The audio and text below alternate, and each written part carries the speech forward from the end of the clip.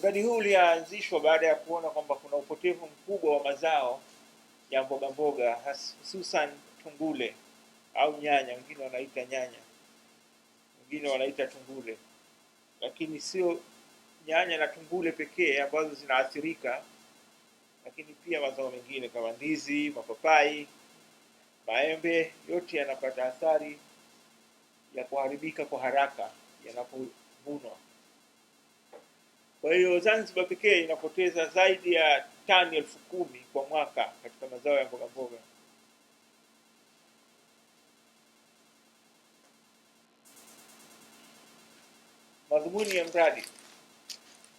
Madhumuni ya mradi ni kupunguza upotevu wa mazao ya mboga mboga kwa kutumia teknolojia bunifu ambayo haitumii nishati yoyote, lakini pia kutoa njia bora za uvunaji au kuwafundisha wakulima namna bora ya ukulima, namna bora ya kuvuna. Ndiyo madhumuni makubwa ya mradi, pamoja na wafanyabiashara. Kwa hiyo kwa njia hiyo tulitumia vifaa maalum kwa ajili ya kupunguza, kwa hivyo ilitakiwa kutumia vifaa maalum kwa ajili ya kupunguza joto, kwa sababu mazao haya yanaharibika yanapopata joto kali. Kwa hiyo kwenye shambani tulitumia chemba hizi tunaita vizimba, ambao vilijengwa kitaalamu. Nadhani baadaye presentation itakayofuata atatuelezea zaidi kwa kirefu vipi vinafanya kazi vizimba hivi na vipi vinajengwa.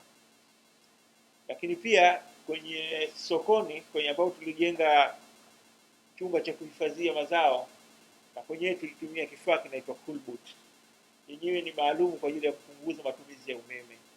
Kitaelezewa baadaye katika mwendelezo wa presentation itakayofuata. Jukumu langu ni kueleza kwa kifupi tu namna ya mradi huu ulivyoendeshwa. Kwa hivyo katika uendeshaji wa mradi huu tulikuwa na maeneo matatu ya majaribio ya wakulima: eneo la Dunga, Bungi na Shakani. Lakini kwa wafanyabiashara wa sokoni tulijenga chumba cha kuhifadhia katika eneo la Kurekwe, karibu kabisa na ofisi za UWAMWIMA. Kwa hiyo katika vizimba hivi ambavyo vilijengwa, madhumuni hasa ni kwa katika kila kijiji kwamba kizimba kimoja kitatumiwa na wafanyabiashara 10 na wakulima 10 kuhifadhia mazao yao. Baadaye wanayasafirisha na kuyapeleka sokoni kwa ajili ya kuuza. Lakini na katika sokoni pia, soko hili tulidesign kwa ajili ya wafanyabiashara wadogo wadogo kama 20 ambao wataweza kuhifadhi mazao yao kwa kuchangia kiasi kidogo cha pesa ambacho wanaweza kukimudu kwa ajili ya kuhifadhi mazao yao yasiharibike na kuweza kuyauza katika siku nyingine. Mafanikio makubwa katika mradi huu ni pamoja na mboga mboga, especially tungule na mboga mboga nyingine zinapopotea kwa Zanzibar, kwa sababu kuna taarifa za mazao katika vijiji vitatu kama unavyoona kwenye picha.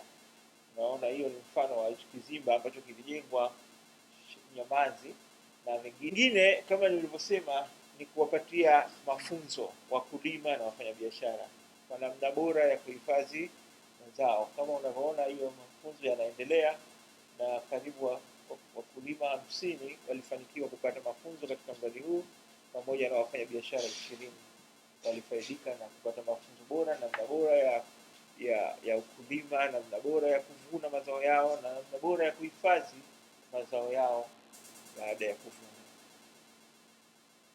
Katika kiwango cha stashahada, shahada ya uzamili.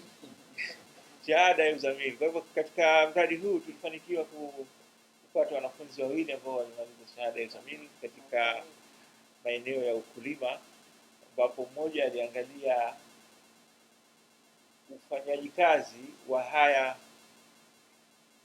hizi chemba zetu au vizimba, pamoja na hii cold store yetu au chumba cha kuhifadhia mazao, namna gani kinaweza kuhifadhi. Na mwingine naye aliangalia ubora wa mazao baada ya kuwa yamehifadhiwa, bado yanabaki katika ubora wake ule ule au yanakuwa tofauti. Kwa hivyo tulikuwa na wanafunzi wawili walifaidika na mradi huu na wakafanikiwa wameshamaliza masomo yao katika kiwango cha shahada ya uzamili.